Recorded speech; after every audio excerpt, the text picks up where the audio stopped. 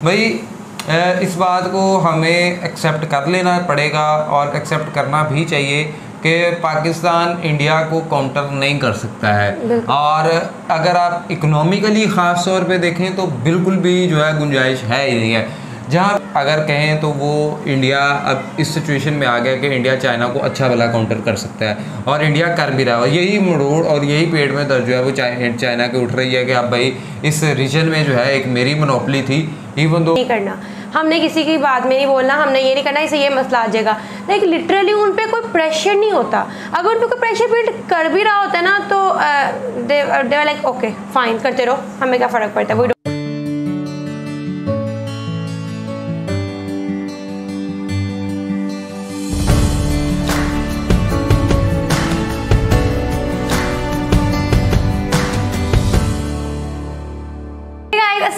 नमस्ते, सत श्री अकाल, welcome to YouTube channel Jamrani reaction. It's me your host Khadija Waseem, मेरे साथ हैं मैं राना से। नाज़रीन, चाइनीज़ एक्सपर्ट का ये कहना है कि और वो चाहते हैं कि इंडिया को जो है वो SCO से जो है वो निकाल दिया जाए। अब बेसिकली फ़र्स्ट ऑफ ऑल तो ये जानना पड़ेगा कि चाइना SCO से इंडिया को क्यों निकालना चाह रहा है, क्योंकि इंडिया जो है वो कहता है कि भाई मतलब ऐसे नहीं चलेगा। मतलब ना ये जो इन्होंने एक बनाया है शंघाई कॉरपोरेशन या जो भी इस तरह का है, तो उसमें अब इंडिया जो है वो अपने मतलब एक करता है। अब इंडिया एक चाइना के लिए बहुत बड़ा कंपेटिटर के तौर पे भी जो है सामने नज़र आता है। तो अब क्या चाइना ऐसा कर सकता है या नहीं कर सकता, और क्या चाइना वाकई इंडिया को निकाल पाएगा या नहीं निकाल पाएगा। वीडियो तो बाद में शुरू होगी, लेकिन पहले मेरा कि ऐसा मुमकिन नहीं है कि अगर आप एक इतने इम्पॉर्टेंट कंट्री को अचानक से आप नहीं निकाल सकते। तो एक वीडियो है, वीडियो का लिंक आपको डिस्क्रिप्शन में मिल जाएगा। लेकिन साथ साथ अगर आपने हमारा चैनल सब्सक्राइब नहीं किया, बस सब्सक्राइब हमारे चैनल और बेल आइकन को लाजमी प्रेस कीजिएगा। चलते हैं, नहीं देखते हैं। नमस्कार, प्रशांत धवन। नाउ ये टॉपिक पिछले 1-2 हफ्तों से बहुत ज्यादा न्यूज में है। चाइना में तो खैर इस पर काफी डिस्कशन चल रहे हैं। चाइना के कई जियोपॉलिटिकल एक्सपर्ट्स, इंटरनेशनल रिलेशंस के एक्सपर्ट्स, इनके थिंक टैंक्स अब ओपनली ये बात कह रहे हैं कि शायद इंडिया को SCO से हमको निकालना पड़े, क्योंकि अगर SCO को बचाना है तो इंडिया को यहाँ पर हम नहीं रह सकते। नाउ इनिशियली ये जो बातें हैं ये सिर्फ चाइना के सर्कल्स में डिस्कस हो रही थी, मगर फाइनली इंडियन मीडिया ने भी ये बात पिक करनी स्टार्ट कर दी है। यहाँ पे आप देख पाओगे इंडियन एक्सप्रेस का आर्टिकल है, यहाँ पर लिखा है कि चाइना के जो एक्सपर्ट्स हैं, जो चाइना व्यू है ना, हो गया यहाँ पर लिखा है चाइना व्यू। ये चाइना की गवर्नमेंट का व्यू नहीं है, ये चाइना की सरकार का व्यू नहीं है, मगर जो इनकी सरकार से जुड़े हुए थिंक टैंक है, उसके अलावा जो जियोपॉलिटिकल एनालिस्ट हैं, उन्होंने ये बात बोलनी स्टार्ट कर दी है कि अगर SCO शंघाई कॉर्पोरेशन ऑर्गेनाइजेशन को बचाना है तो इंडिया के रिगार्डिंग कोई बड़े स्टेप लेने होंगे। या तो इंडिया ऑल टुगेदर अपनी अप्रोच चेंज करेगा SCO को लेकर, या फिर हो सकता है कि इंडिया को SCO से निकालना पड़े। तो ये बातें चाइना में सिर्फ डिस्कस हुई है, तो अब इंडियन मीडिया भी इसको कवर कर रहा है। सो इस वीडियो में मैं आपको बताऊंगा कि SCO में क्या इश्यूज है चाइना को इंडिया के साथ, रिसेंटली क्या हुआ था और क्या पॉसिबल है कि इंडिया को चाइना निकाल पाए। तो बहुत कुछ यहाँ पे आपको जानने को मिलेगा, मगर आगे बढ़ने से पहले आपसे एक क्वेश्चन पूछूंगा। क्वेश्चन यहाँ पर यह है कि हाल ही में वो कौन सा यूरोपियन देश है जिनका गठबंधन, जिनका कोलिशन कोलैप्स कर गया था इमिग्रेशन इशू की वजह से। जी हाँ, सरकार जो है यहाँ पर ये कोलैप्स कर चुकी है। ये है यहाँ पे आपकी ऑप्शंस, जर्मनी, स्वीडन, नेदरलैंड्स या फिर स्पेन। कमेंट सेक्शन में करिए उत्तर, सही आंसर मैं आपको दूंगा वीडियो के एंड में।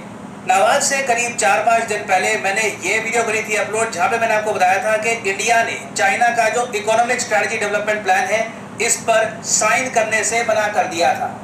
ये वीडियो 1 मिलियन 10 लाख लोगों ने देखी थी, और मैंने आपको इस वीडियो में कैटेगोरिकली ये बताया था कि चाइना इस बात को लेकर बहुत गुस्सा था कि बाकी सब SCO countries, Shanghai corporation organisation की जो बाकी कंट्रीज हैं, वो बिल्कुल चाइना की इस डिमांड के सामने झुक गई थी।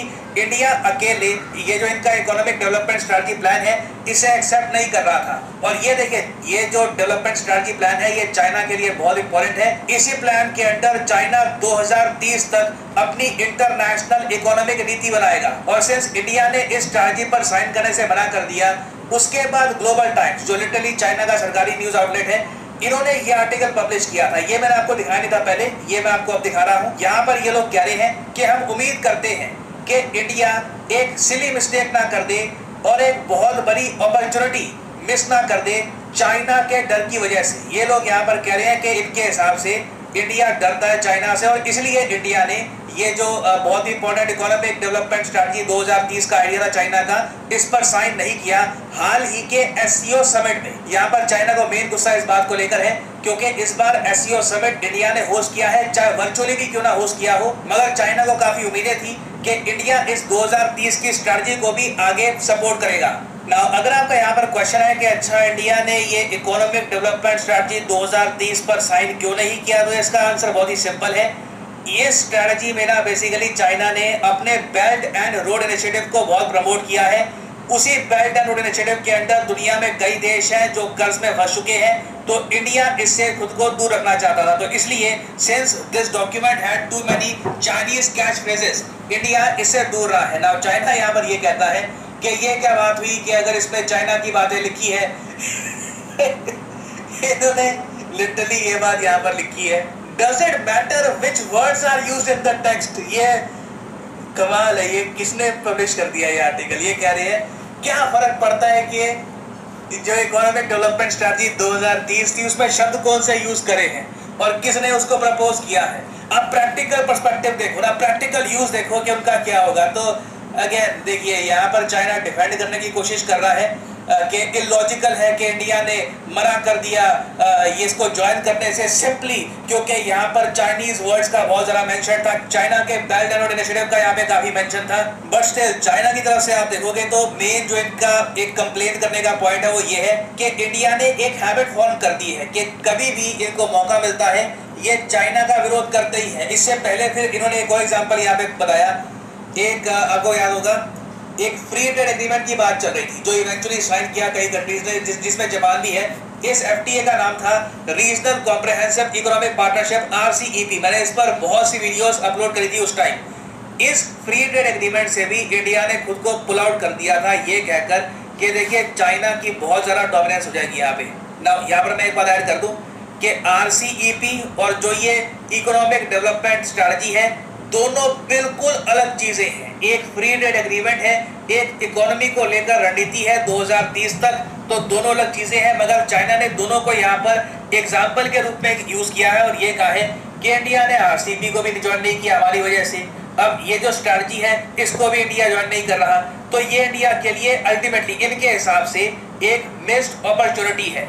और फिर आगे देखो ये बहुत ज़्यादा मैं कहूँगा इंडिया को टारगेट करके एक अजीब सी कमेंट करते हैं। ये कहते हैं कि चाइना में ना हमारे यहाँ इंटरनेट पर जैसे आप लोग कमेंट सेक्शन में जियोपॉलिटिक्स की बातें सुनकर आर्टिकल्स पढ़ के आप कमेंट करते हो, किसी फोरम में करते हो, कहीं और कमेंट करते हो, रेडिट पे और जगह कमेंट करते हो, उसी तरीके से चाइना का भी खुद का सोशल मीडिया है। तो वहां पर काफी बार इनके लोग कमेंट में लिखते हैं कि अगर कल को इंडिया UN सिक्योरिटी काउंसिल का एक परमानेंट मेंबर बन गया, क्योंकि मैं आपको बता दूं अगर हम इस बारे में बहुत सोचते हैं ना तो चाइना के लोग इंडिया की परमानेंट सीट के बारे में हमसे 2 गुना ज्यादा सोचते हैं। तो इन्होंने यहाँ पर कहा है कि हमारे लोग तो काफी बार जोक करते हैं कि अगर इंडिया को UN सिक्योरिटी काउंसिल की सीट मिल गई तो फिर UN सिक्योरिटी काउंसिल भी प्रॉपर्ली फंक्शन नहीं कर पाएगा, इंडिया हर दिन अपनी वीटो पावर यूज करनी स्टार्ट कर देगा और UN सिक्योरिटी काउंसिल कोई निर्णय ले नहीं पाएगा। तो देखिए इनकी फ्रस्ट्रेशन है और अपनी फ्रस्ट्रेशन में ये इंडिया को मॉक कर रहे हैं, मगर साथ ही साथ इनके जो थिंक टैंक है, जो इनके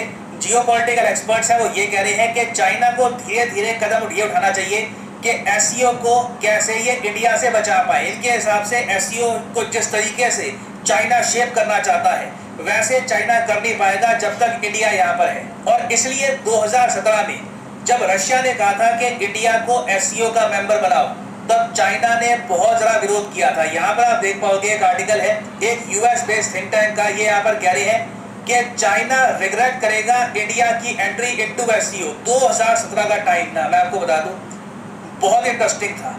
रशिया ने पूरा जोर लगा दिया कि इंडिया को बनाओ SCO का मेंबर, चाइना लास्ट मोमेंट पर कहता रहा कि नहीं इंडिया को मत बनाओ, और फिर चाइना ने एक शर्त गिरफ्त दी कि चलो ठीक है इंडिया को मेंबर बनाना है तो पाकिस्तान भी आएगा। तो चाइना को उम्मीद ये थी कि पाकिस्तान इंडिया को काउंटर कर लेगा, मगर इंडिया का इन्फ्लुएंस पिछले कुछ सालों में इतना ज़्यादा बढ़ चुका है कि अब इंडिया प्रॉपरली काउंटर कर रहा है चाइना को SCO में। देखिए SCO जितना चाइना का है उतना इंडिया का है, इंडिया भी एक प्रॉपर मेंबर है वहां पर, चाइना अपनी शर्तों पर इंडिया को नहीं निकाल सकता। और दूसरी बात यहाँ पर यह भी आती है कि रशिया जितना भी आज के समय चाइना के सामने झुक गया हो बिकॉज ऑफ इकोनॉमिक नीड्स, मगर रशिया भी ये नहीं चाहेगा कि चाइना बिल्कुल एससीओ को अपने हिसाब से रिफॉर्म कर दे। रशिया के लिए भी बहुत ही इंपॉर्टेंट है कि इंडिया जैसी एक न्यूट्रल पावर एससीओ में रहे, जिससे चाइना के जो प्लान्स हैं ये भी चेक में रहे। तो ये जो रिपोर्ट्स पब्लिश हुई थी 2017 में कि चाइना रिग्रेट करेगा इंडिया की एंट्री, सच साबित हो रही है। चाइना आज के समय रो रहा है कि जिस तरीके से ये एससीओ को चलाना चाहते हैं फुल अथॉरिटी के साथ कि सब हमारी बात सुनेंगे, चाइना आगे बढ़ेगा, पीछे सब मार्च करेंगे, उस तरीके से नहीं हो रहा। इंडिया यहाँ पर प्रॉपर डेमोक्रेसी लेकर आ रहा है। और सबसे बड़ी बात यहाँ पर अब ये है कि चाइना इसके बारे में बस कंप्लेन ही कर सकता है, एक्चुअली में ये इंडिया को एससीओ से नहीं निकाल पाएंगे। तो ये टॉपिक देखिए अभी एक न्यूज एंड ट्रांजिशन रहेगा। एससीओ आप देखोगे इन द फ्यूचर बहुत ही ज्यादा न्यूज में रहने वाला है, तो इससे रिलेटेड कुछ अपडेट्स आती हैं तो उस पर मैं एक अपडेटेड वीडियो आपके लिए बाद में ले आऊंगा।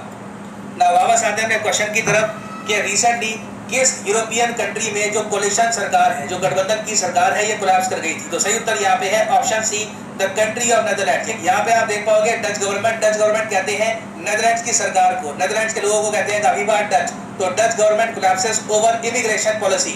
और मान लिया क्या कहते हैं जी, मुझे तो मैं तो सीधी से मैंने आपको जिस तरह पे पहले भी बताया था ना कि चाइना सिर्फ एक कंप्लेन ही कर सकता है या एक हवा में तीर ही चला सकता है जी कि नहीं जी हम कर देंगे, कर नहीं सकता, पॉसिबल ही नहीं है। आप देखें कि आपने जब पाकिस्तान को लिए कहा जी कि चाहे हम पाकिस्तान को वोट करेंगे तो पाकिस्तान भाई इस बात को हमें एक्सेप्ट कर लेना पड़ेगा और एक्सेप्ट करना भी चाहिए कि पाकिस्तान इंडिया को काउंटर नहीं कर सकता है। और अगर आप इकोनॉमिकली ख़ास तौर पे देखें तो बिल्कुल भी जो है गुंजाइश है ही नहीं है।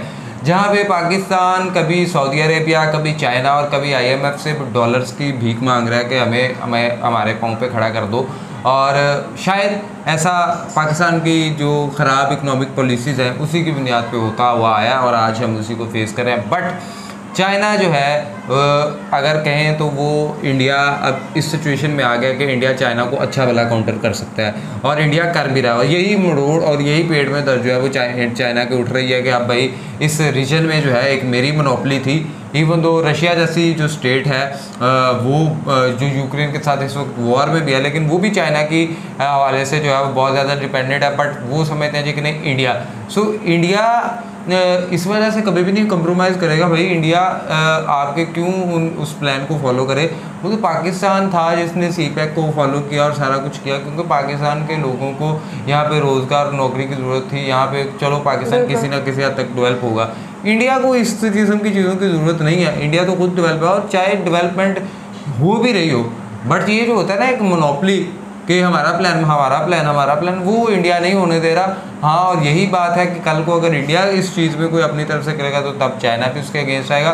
सो ये दोनों कंट्रीज जो हैं इस वक्त एक दूसरे को काउंटर करने में लगे हैं। अब देखो इसका नतीजा क्या निकलता है। और एट द एंड जिस तरह चाइना सोचा जी कि हम शंघाई कॉर्पोरेशन ऑर्गेनाइजेशन से जो है इसको निकाल देंगे, तो नहीं निकल सकता। मेरे वही तो बात है कि इतनी कंट्रीज ने अगर इस एग्रीमेंट पे साइन कर दिया, इंडिया ने क्यों नहीं किया? दैट इज़ द थिंग कि यार देखो उनकी फॉरेन पॉलिसी कितनी स्ट्रॉन्ग है। लाइक अगर वो कोई फैसला लेते हैं ना तो वो उस पर रहते हैं कि हमने नहीं करना, हमने किसी की बात में नहीं बोलना, हमने ये नहीं करना, इससे ये मसला आ जाएगा। लाइक लिटरली उन पर कोई प्रेशर नहीं होता। अगर उन पर कोई प्रेशर बिल्ड कर भी रहा होता है ना तो दे लाइक ओके फाइन करते रहो, हमें क्या फ़र्क पड़ता है, वी डोंट केयर। मतलब वो उनका ये वाला बिहेवियर है। आई थिंक ये अच्छा है, ये बहुत अच्छी चीज़ है कि जब आप एक खुददार कौम बन के निकलते हो ना तो वाकई तब सबको मसला होता ही होता है। बट मुझे लगता है कि यार अगर आप बेहतर हो ना तो। और जहाँ तक बात रही कि वाकई जो लोग सोचते हैं आज से कुछ साल पहले कि पाकिस्तान को इसलिए कर लो कि इंडिया को, और देखो कुछ ही सालों की बात है, ऐसा भी नहीं कोई डिकेड्स की बात भी नहीं है। जैसे इंडिया ने ऐसे बैक टू बैक जिसने उसने तरक्की की है तो देखें तो कितनी जल्दी उसने अपना नाम बनवा लिया। सो ये थी आज की वीडियो। आपको ये वीडियो किस तरह की लगी लाजमी कमेंट बॉक्स में बताना। वीडियो को लाइक करना है, शेयर करना है, चैनल को सब्सक्राइब करना है, बेल को प्रेस करें, इंस्टाग्राम ID मेंशन फॉलो करें, सेशन दें। तब तक के लिए अपने मेजबानों को दें इजाज़त, दुआ में याद रखें। अल्लाह ने